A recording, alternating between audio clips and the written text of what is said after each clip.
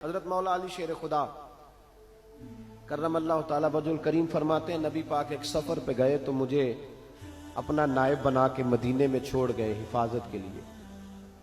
میری باتوں کی سمجھ تو آ رہی ہے نا آپ حضرات کو؟ حضور مجھے چھوڑ گئے، کہتے ہیں میرے پاس مال غنیمت کے تھوڑے سے پیسے تھے، میں سونے کا ایک ہار لایا، ایک لاکٹ لایا، سیدہ فاطمہ کو تحفہ دیا پہلی دفعہ، سونے کا ہار انہوں نے پہن لیا.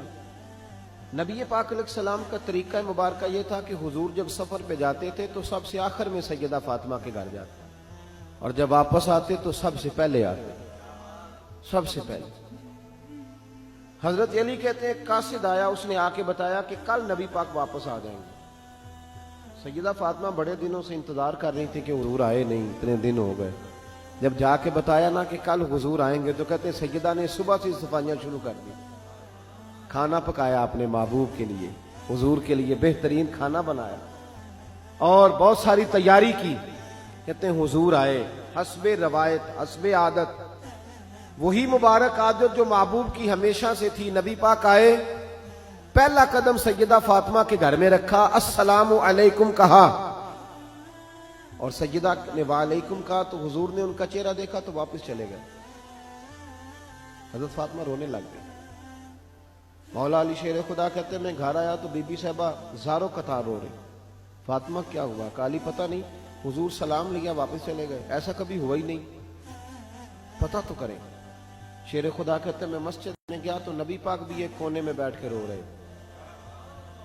میں نے کہا یا رسول اللہ آپ یہاں رو رہے ہیں، فاطمہ وہاں رو رہی ہے، بات کیا ہے؟ تو نبی کریم علیہ السلام نے فرمایا وہ میری بیٹی ہو کے سونا پہنتی ہے، اگر فاطمہ بھی سونے سے پیار کرے گی تو امت کی غریب بیٹیاں کدھر جائیں گی؟ وہ بھی سونا پہننے لگ گئی ہے، وہ بھی اگر یہ کام کرے گی تو غریبوں کی بچیاں کس کے طریقے پہ چلیں گی؟ وہ بھی سونا پہنتی ہے.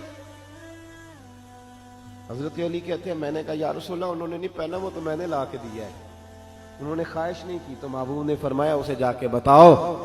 حضرت فاطمہ الزہرا رضی اللہ تعالی عنہا کو جا کر کے بتایا گیا کہ محبوب پاک تو اس بات سے آپ سے ناراض ہیں.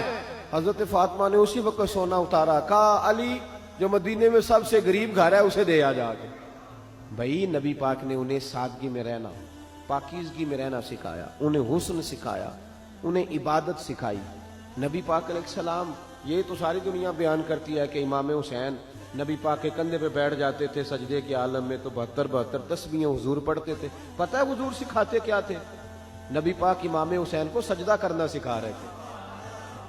حضور سجدہ کرنا سکھا رہے تھے، سجدہ کرنا.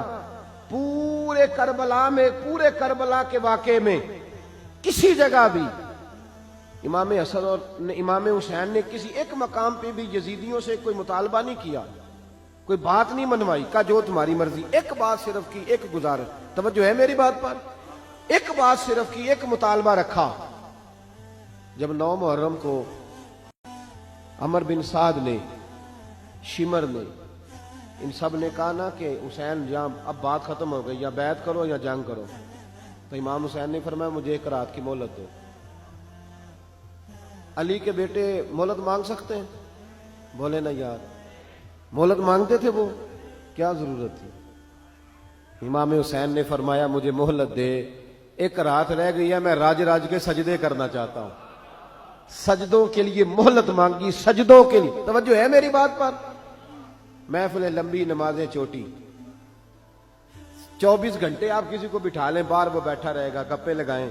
نماز کا ٹائم ہوگا تو پتہ نہیں کیا ہو جاتا ہے، لوگوں دوڑ گئے، اوہو نماز پڑھنی پڑ جائے گی. ایسے لگتا ہے جیسے کوئی بہت مشکل مرحلہ آن پڑا. بھائی کربلا والوں کا تو پیغام ہی نماز ہے، ان کا تو طریقہ ہی نماز ہے. امام حسین نے کہا ایک رات کی مہلت، فقط اس لیے کہ میں کھل کے نمازیں پڑھ لوں. ساری رات بڑی باتیں تھی نا، بڑی باتیں. سیدہ زینب سے دکھ سکھ کر سکتے تھے ساری رات، امام زین العابدین کو بڑی باتیں بتا سکتے تھے، بڑا کچھ ہو سکتا تھا. لیکن امام زین العابدین کہتے ہیں ساری رات حسین ابن علی نے سر سجدے سے نہیں اٹھایا. چل تو اس طرح کر، امام حسین تو ساری زندگی ساری رات پڑھتے رہے نا، تو چل ایک رات کی عبادت کر ان کے نام پر، ایک رات ساری جاگ. نہیں نا تسی ہاں کی تھی، ایک رات کہی ہے میں نے. بڑا مشکل ہے ہمارے لیے. آپ یقین کریں مسلح. اور پھر کسی نے ہمیں کان میں بتا دیا کہ تسی نسبت آ لے ہو, تسی بخشے ہو. اے کوئی پکی گل دس گیا صاحب, اس میں کوئی شک نہیں کہ نسبت سے بخشے جائیں گے. لیکن امام حسین ڈائریکٹ نواسے ہیں نبی پاک کے. اگر وہ نسبت کے باوجود بھی ساری ساری رات نماز پڑھتے ہیں, تو کس قسم کا نسبت والا ہے کہ 10 محرم کو بھی تیری ساری قضا ہو جاتی ہے, ساری قضا چھٹی, ہم نسبت والے ہیں. بس نسبت کا یہ معیار ہوتا ہے. نسبت کا معیار یہ ہوتا ہے کہ جو محبوب نے کیا وہ ہم نے کر کے چھوڑنا ہے, وہ کام کرنا ہے. اور پھر اہل بیت نبوت کا اسوہ حسنہ پردہ ہے, پردہ. بڑی گمراہی آ گئی ہے امت میں. اب جو بچی MA MBA کر لیتی ہے, وہ سب سے پہلے یہ مطالبہ کرتی ہے کہ ہمارے حقوق برابر کے. اسلام نے عورت کو برابر کے حقوق نہیں دیے, عزت والے حقوق دیے. کون سے حقوق دیے بولیے؟ میں یونیورسٹی میں تھا تو ایک بچی نے پیغام دیا, کہنے لگی جی, بچیاں بھی تھی پردے میں بیٹھی ہوئی, لیکچر یونیورسٹی میں ہو رہا تھا, تو اس نے کہا جی عورت کا تو گھر ہی کوئی نہیں ہوتا,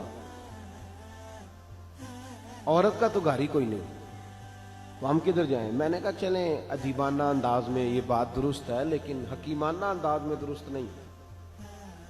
عورت کی تو اللہ تعالیٰ نے ذمہ داری بڑی شاندار رکھی ہے. جب تک باپ جوان ہوتا ہے نا, توجہ ہے میری بات پر, جب تک باپ جوان ہوتا ہے تو بیٹی اس کے گھر رہتی ہے. اور جب بچی جوان ہوتی ہے, ابا تھوڑا بوڑھے ہونے لگتا ہے نا, تو اللہ تعالیٰ خامند کی ڈیوٹی لگا دیتا ہے عورت پر. اور جب خامند تھوڑا بوڑھا ہونے لگ جاتا ہے تو بچے جوان ہو جاتے ہیں. تو میں نے کہا بی بی تو سمجھی نہیں, تو کہتی ہے میرا گھر کوئی نہیں. رب کریم نے تو تیرا محافظ ہمیشہ جوان آدمی کو رکھا ہے, جوان کو, کبھی باپ کو, کبھی بھائی کو, کبھی بیٹے کو, کبھی شوہر کو. تو یہ کیسے؟ اسلام نے تو تیرے لیے جوان خون تیرا محافظ رکھا. اگر تو سمجھے